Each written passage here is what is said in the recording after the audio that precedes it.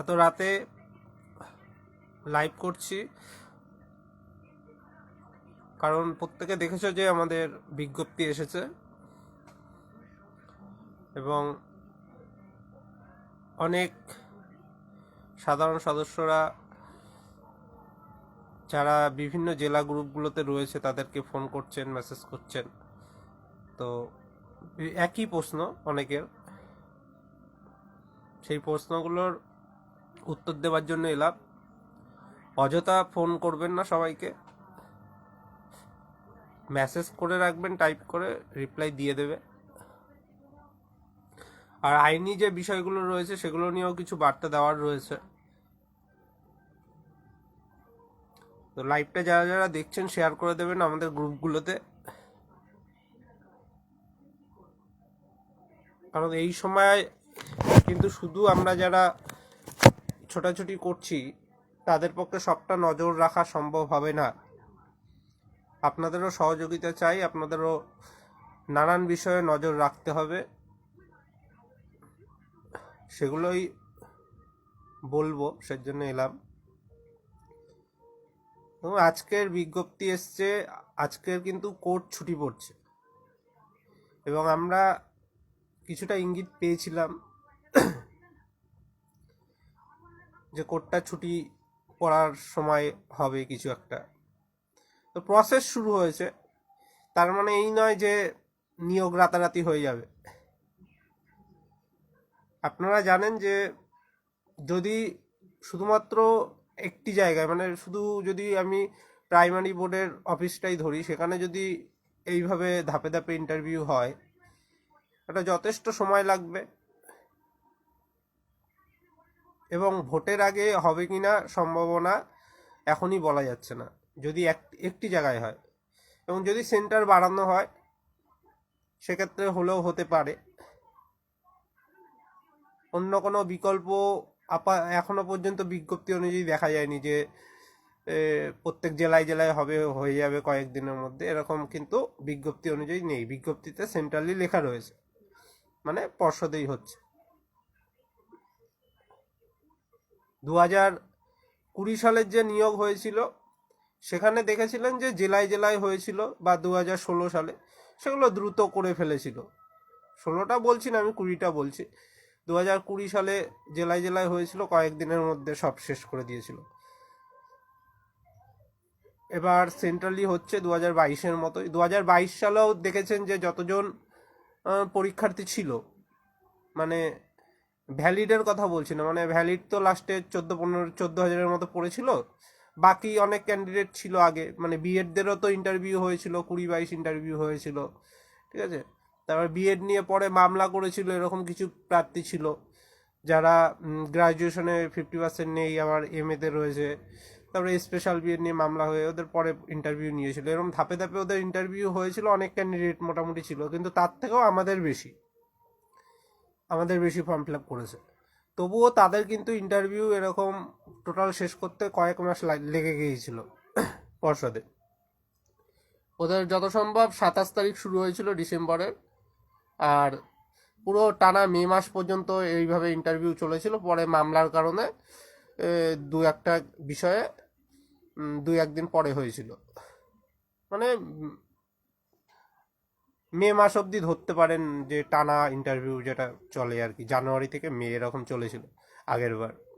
এবং সেখানে সব মিডিয়াম অনুযায়ী এক একদিন ডাকা হয়েছিল, যে এমন নয় যে শুধু ইংলিশ মিডিয়াম একদিন টোটাল ডাকলো, বা উর্দু মিডিয়াম বা সান্তালি মিডিয়াম যেগুলো রয়েছে আর কি, এরকম আগে করেনি, এইবার প্রথম করেছে। এবং এটার একটা সুবিধা আছে, আমি যেটা বুঝতে পারছি এটা করার কারণ সেটাও হতে পারে, এখানে যে যোগাযোগটা করবে মাধ্যমে, যারা ইংলিশ মিডিয়াম তাদের টোটালি ইংলিশে করা ভালো, যারা ইন্টারভিউ নেবেন তাদেরও তো সেই বিষয়গুলো জানতে হবে, অবগত থাকতে হবে। আমি ইংরাজিটা ছেড়ে দিলাম, আমরা অনেকেই আছি যারা সাঁওতালি ভাষা বুঝবো না, যারা উড়িয়া ভাষা বুঝবো না, যারা উর্দু ভাষা বুঝবো না, তাই না।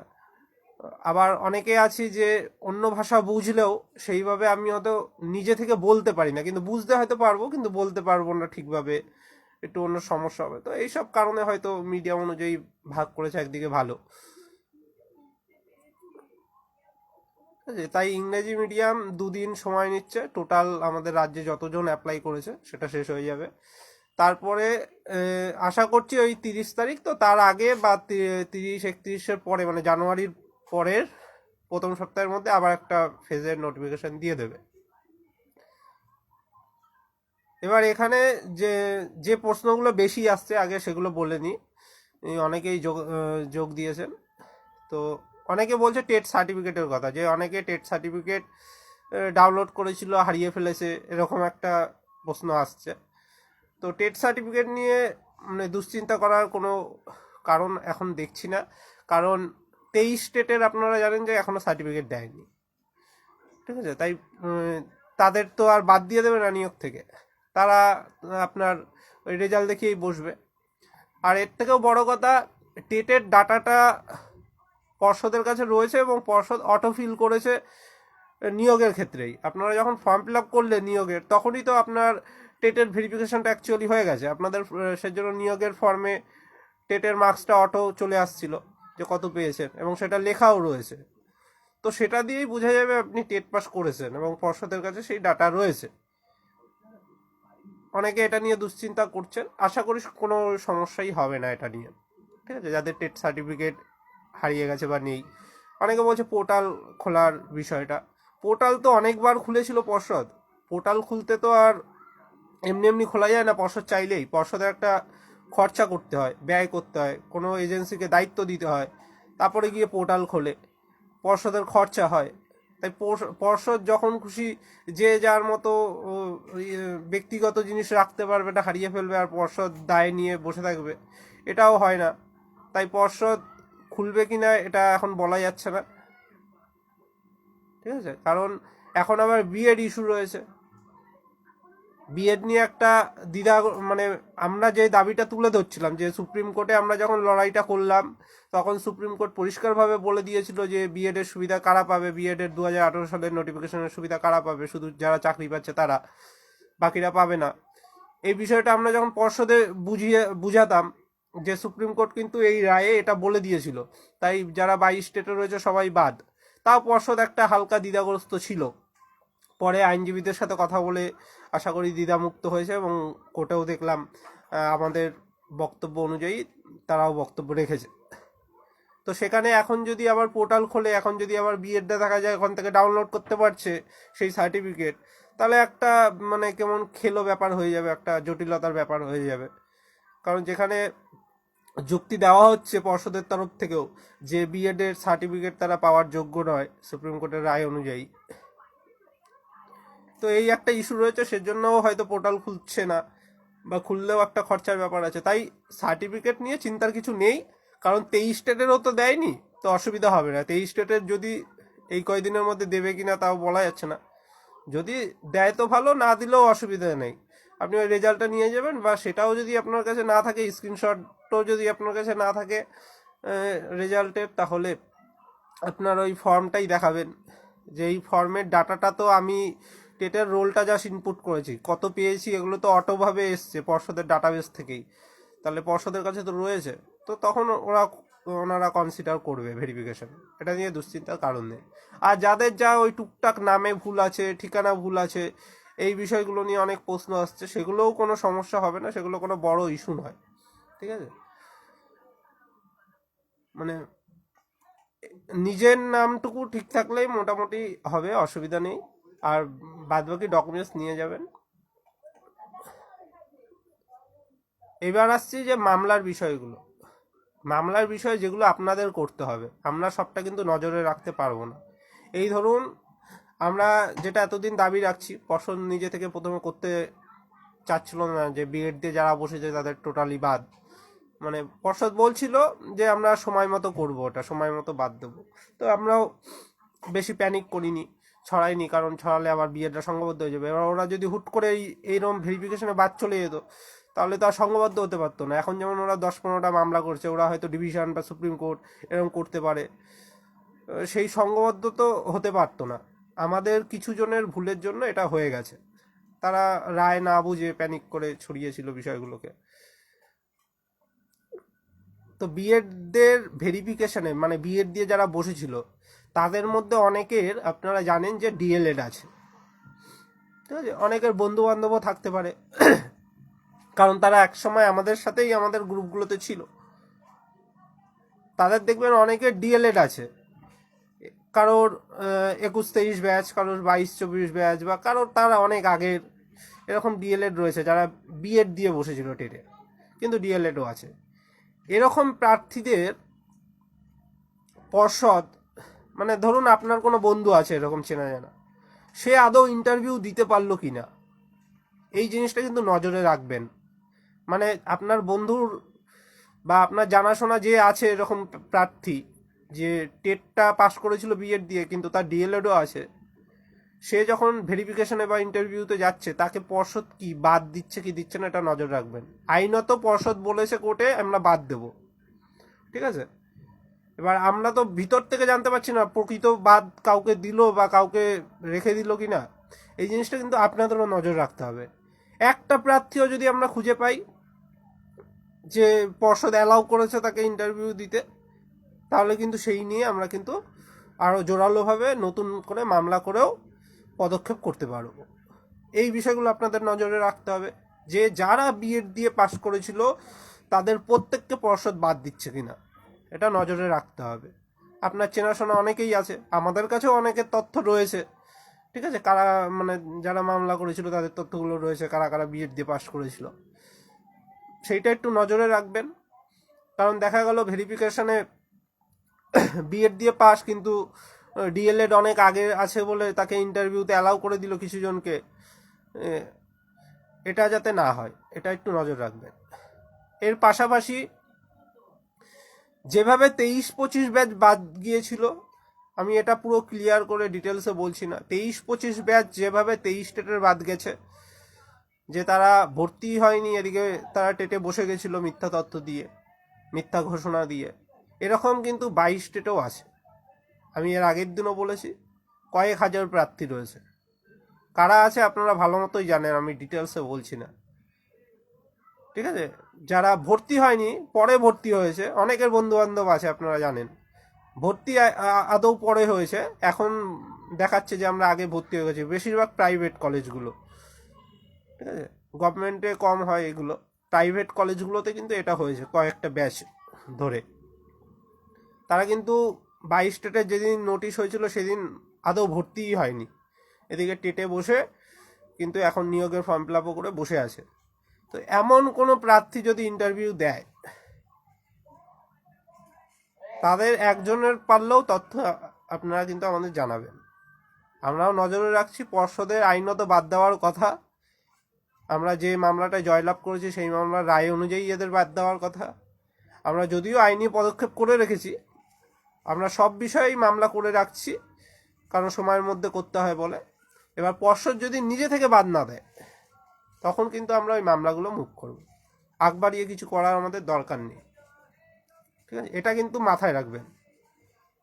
যেভাবে 23-25 ব্যাচ মিথ্যা তত্ত্ব দিয়ে 23 টেট পাস করে বসেছিল, সেরকমই 22 টেটে কিন্তু অনেক কয়েক হাজার প্রার্থী রয়েছে যারা এরকম মিথ্যা তথ্য দিয়ে, যে আমি ভর্তি হয়ে গেছি, এরকম মিথ্যা তথ্য দিয়ে টেট পাস করে বসে নিয়োগের ফর্ম ফিল আপও করে ইন্টারভিউ দিতে যাবে, এরকম কয়েক হাজার প্রার্থী রয়েছে, আপনারা ভালো করেই জানেন কাদের কথা বলছি, সেটা ডিটেলসে বলছি না। এবার আসছি ইন সার্ভিসদের কথা। ইন সার্ভিস মানে সরকারের যে কর্মরত প্রাথমিক শিক্ষকরা রয়েছেন, তাদের নিয়েও আমরা মামলা করেছি আপনারা জানেন। এবার তাদেরকে বাদ দেবার আইনত কোনো গাইডলাইন কিন্তু পরিষ্কারভাবে নেই। আপনারা অনেকেই এনসিটি নিয়ম মিনিমাম পড়েছেন, সেখানে জাস্ট কোয়ালিফিকেশন বলা আছে শিক্ষকের, সেখানে কোথাও বলা নেই এনসিটির নিয়মে যে ইন সার্ভিস হলে বসতে পারবে না, বা রাজ্য সরকারের যে নিয়োগের নিয়ম বা অন্যান্য গাইডলাইন সেখানেও কোথাও বলা নেই যে ইন সার্ভিসটা বসতে পারবেন না, ঠিক আছে, স্পষ্ট কোনো গাইডলাইন নেই, বিষয়টা কিন্তু একটু কঠিন আছে। তাই আগ বাড়িয়ে কিছু এখানে করা যাবে না, মামলাটা সময়ে করতে হবে, আমরা করে রেখেছি। আমরা পর্ষদে এবং অন্যান্য বিভিন্ন যারা রয়েছে ব্যক্তিবর্গ, তাদের কাছে যুক্তিসহ দাবিগুলো তুলে ধরছি, এবং সেখান থেকে আপাতত পজিটিভ সাড়া পেয়েছি। এবার প্রসেস যেহেতু শুরু হচ্ছে ইন্টারভিউ, এবার আমরা সেখানে দেখব যে আদৌ পর্ষদ আমাদের দাবিটা মেনে কাজ করলো কিনা, পর্ষদ নিজে থেকে ইন সার্ভিসদের বাদ দিচ্ছে কিনা। ঠিক আছে, পর্ষদ নিজে থেকে যারা এই ইন সার্ভিস রয়েছে, যারা অ্যাপ্লাই করেছে নিয়োগে, তাদেরকে বাদ দিচ্ছে কিনা এটা একটু সবাইকে নজরে রাখতে হবে। যদি দেখেন যে কোনো আপনাদের চেনা পরিচিত কোনো একজন ইন্টারভিউতে বসতে পেরেছে, সেই তথ্যগুলো আমাদের জানাবে। যদিও আমরা মামলা করা রয়েছে, অসুবিধা নেই, যে মামলার এখনই রায় আনতে হবে এরকম কোনো ব্যাপার নেই। যতদিন না প্যানেল বেরাচ্ছে, ঠিক আছে, প্যানেল বেরানোর আগে অবধি মামলার রায় আনলেই হলো, যাতে প্যানেলে কেউ না থাকে। আমাদের উদ্দেশ্য থাকবে প্যানেলে যাতে এরা কেউ না থাকে। এই যত আমরা অবৈধ বলছি আইনতভাবে, সে কর্মরত প্রাথমিক শিক্ষক হোক, মিথ্যা তথ্য দিয়ে টেট উত্তীর্ণরা হোক, মিথ্যা তথ্য দিয়ে এনআইএসের ডিগ্রি করারা হোক, যত প্রার্থী রয়েছে তারা কেউ যাতে প্যানেলে ঠাঁই না পায়। যে মেরিট লিস্টে হবে আমাদের প্রথমে স্টেট ওয়াইড, সেই মেরিট লিস্টে যাতে স্থান না পায়। কারণ মেরিট লিস্টে এর আগেই আমাদের যা করার করতে হবে। আমার যদি আজকের মেরিট লিস্টে দেখা যায় এরা ঢুকে গেল, পরে বাদ দিলাম, তাহলে কিন্তু আমরা সেইভাবে লাভটা পাবো না। কারণ সেখানে নন জয়নিং পোস্টে হয়তো 5% থেকে নিয়োগ হবে, কিন্তু আমাদের দাবিটা থাকবে এবং আমাদের লক্ষ্য থাকবে মেরিট লিস্টে যারা এতে স্থান না পায় এরা, সেজন্য কিন্তু লড়াইটা সময় মতো করতে হবে। মামলাগুলো করা আছে, এখন আজকের দিনে হয়ে কোর্ট ছুটি পড়ে গেল, আবার জানুয়ারিতে খুলবে। তো তখন যেটা যেটা আমরা আশঙ্কা করব, যেটা যেটা আমরা যেই রকম ইঙ্গিত পাবো, সেই বুঝে মামলা মুভ করবো। আগ বাড়িয়ে করতে গেলে কিন্তু সমস্যা হতে পারে। যেমনটা বললাম, ধরুন আজকের পর্ষদে আমরা যেভাবে দাবি রেখেছি বা অন্যান্য জায়গায় যেভাবে দাবি রেখেছি, তারা একটা ধরুন সিদ্ধান্ত করছে যে না, আমরা এদের দাবিটা ন্যায়সঙ্গত মনে করছি, আমরা এদের বাদ দেবো। পর্ষদ ধরুন সিদ্ধান্ত নিল, কিন্তু আমি দেখা গেলো একবারই একটা মামলা তুলে দিলাম, তুলে আমি সেখানে যেহেতু স্পষ্ট কোনো গাইডলাইন নেই, একটা নেগেটিভ রায় পেয়ে গেলাম। তখন কি হবে? তখন পর্ষদকে সেই রায় মানতে হবে, সেই রায় মেনে কাজ করতে হবে। পর্ষদ আমাদেরও দেখিয়ে দেবে এই যে কোর্টে এই রায় দিয়েছে, তো আমাদের কিছু করার নেই। তো আগ বাড়িয়ে করার আমাদের কোনো দরকার নেই। ঠিক আছে, মামলাটা করা থাকলো, সেটা সময় মতো ঠিক আমরা আশাবাদী জয়লাভ করব।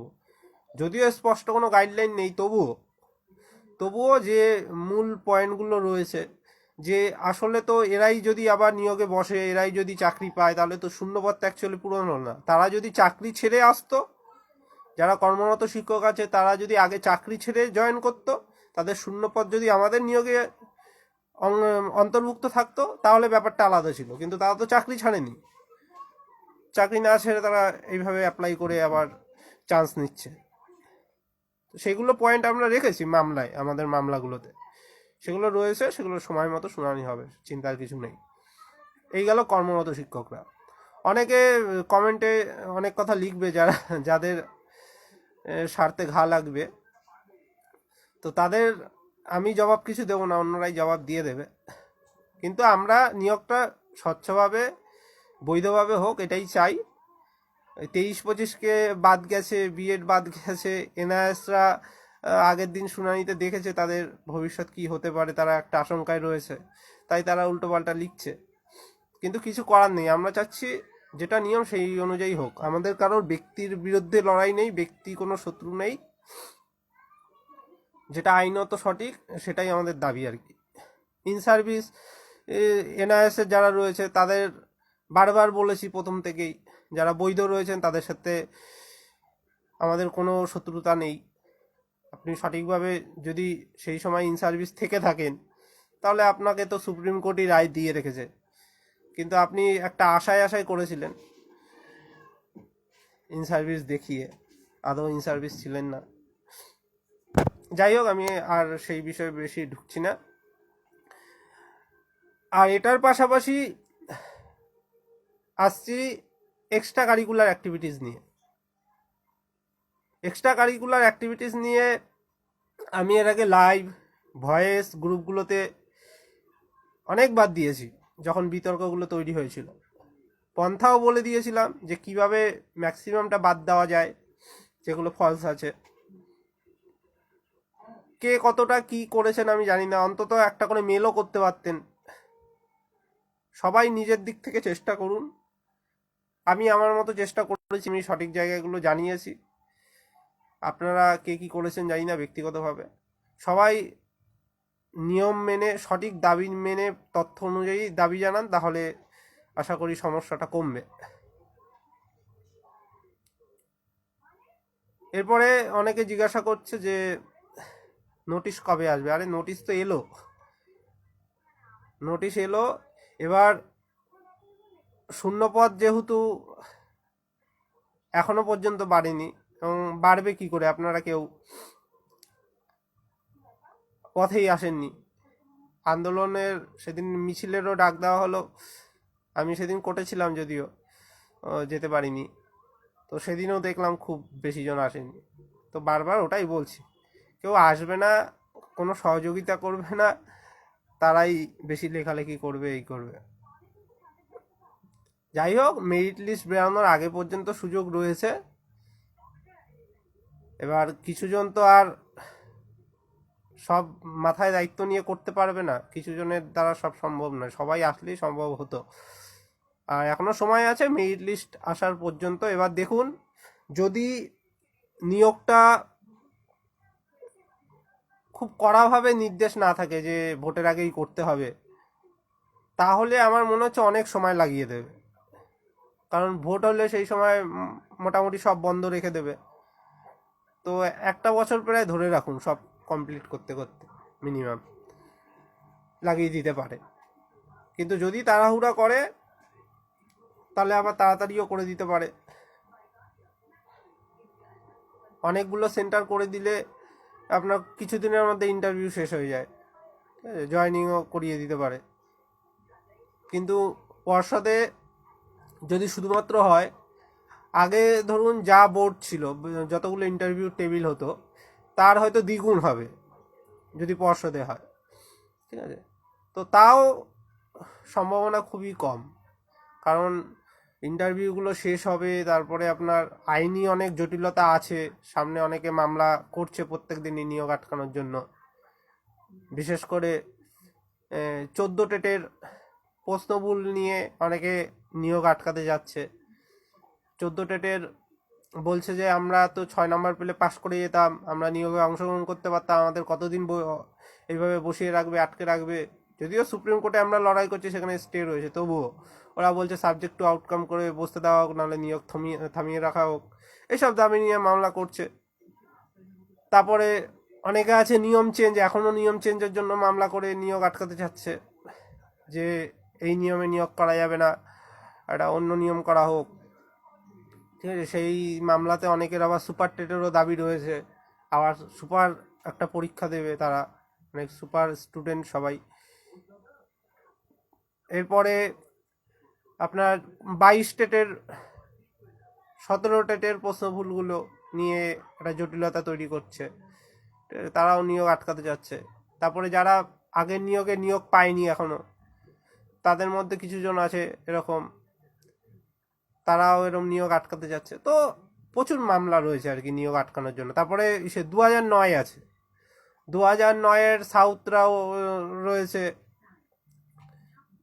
তারাও একটা আশঙ্কা করছে যে এদের নিয়োগ হয়ে গেলে আমাদের হয়তো হবে না, এরকম একটা ব্যাপার। যদিও তারা সরাসরি অতটা দাবি করছে না, তবে 5% প্যানেল যেটা আছে আমাদের আগের নিয়োগে, তারা সরাসরি দাবি করছে যে এদের নিয়োগ যাতে না হয়, আগে নিয়োগ যাতে থমকে দেওয়া হয়। তো এরকম আইনি জটিলতা প্রচুর আছে। তার পাশাপাশি 23-25 ব্যাচ আমরা যাদের বাদ দিয়েছি, তারা যদি আবার চেষ্টা করে, তারপরে বিএড যাদের বাদ দিয়েছি তারা যদি চেষ্টা করে, ডবল ডিগ্রিরা যদি চেষ্টা করে, এই নিয়ে একটা আইনি ধাক্কা চলবে বেশ কিছু, ঠিক আছে। সেখানেও নিয়োগ কিছু কিছু থমকে থমকে চলতে পারে।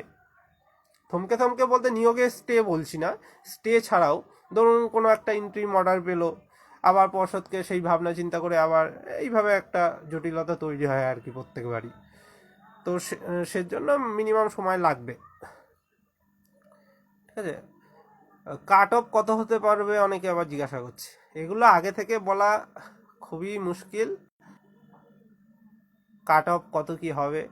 প্রত্যেকবারই তো জেনারেলে সর্বশেষ কাট অফ 30-এর নিচেই ছিল, মানে 29-30-এর মধ্যে ছিল যে কটা নিয়োগ হলো এর আগে, ঠিক আছে, সে 20 সাল বলুন আর 22 সালই বলুন। তো এইবার 1-2 বেশি হলেও হতে পারে, এগুলো বলা যায় না, এগুলো আপনার ভ্যারি করে, তো কতজন পার্টিসিপেট করছে, ভ্যালিড কতজন, কোন মিডিয়ামে কতজন, তারপরে অন্যান্য যেগুলো ক্যারি ফরওয়ার্ড হয়, আপনার এক্স সার্ভিসম্যানের পদগুলো ক্যারি ফরওয়ার্ড হয় প্রার্থী না থাকলে, এক্সামটেডের ক্যারি ফরওয়ার্ড হয়, প্যারা টিচার না থাকলে সেগুলো ক্যারি ফরওয়ার্ড হয়। তো এইখানে কত প্রার্থী রয়েছে সেগুলো দেখতে হবে। তো অনেক বিষয়, তারপরে কোনো কাস্টের কতজন জেনারেলে ঢুকে গেল মেধার জোরে, ঠিক আছে, সেগুলোর অনুযায়ী ভ্যারি করে, এগুলো বলা মুশকিল আছে, ঠিক আছে। হ্যাঁ, অনেকে লিখছে চাকরিটা হবে কি হবে না তার তো ঠিক নেই, চেষ্টাটা করে যাচ্ছি সবাই। কারণ নিয়োগ বিজ্ঞপ্তি আসার পরেও মিনিমাম 20 থেকে 30, প্রায় 30 দিনের কাছাকাছি কলকাতায় ছুটে চলে যেতে হয়েছে সকাল থেকে রাত অবধি। পড়াশোনার হাল তো খুবই খারাপ, এখন পড়তে হবে কিছু কিছু।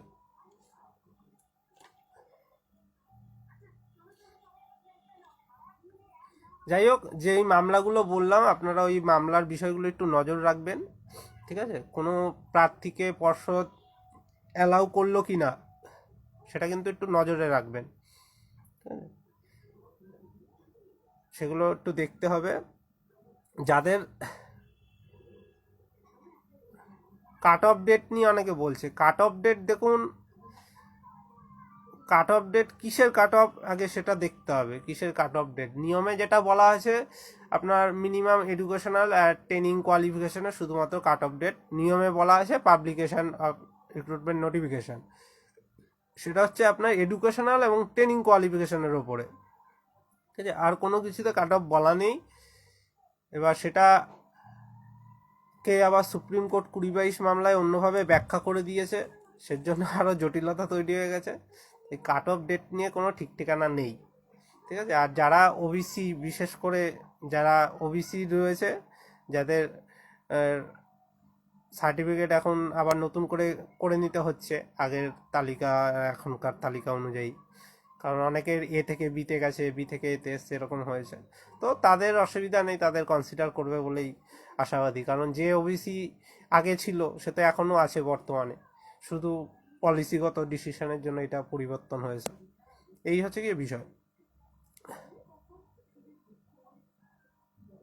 যারা একই প্রশ্ন লিখছো যে ইন সার্ভিস, তারা শুরু থেকে একটু লাইভগুলো দেখে নেবেন, ঠিক আছে। ইন সার্ভিস থেকে শুরু করে এক্সট্রা কারিকুলার থেকে শুরু করে মিথ্যা তথ্য দিয়ে 22 স্টেট পাস থেকে শুরু করে 23-25 ব্যাচ থেকে শুরু করে বিএড দিয়ে পাস, যারা সমস্ত বিষয় শুরু থেকে বলে দিয়েছি, ওগুলো একটু দেখুন। আমি আর লাইভটা দীর্ঘায়িত করছি না, এই বলে রাখছি।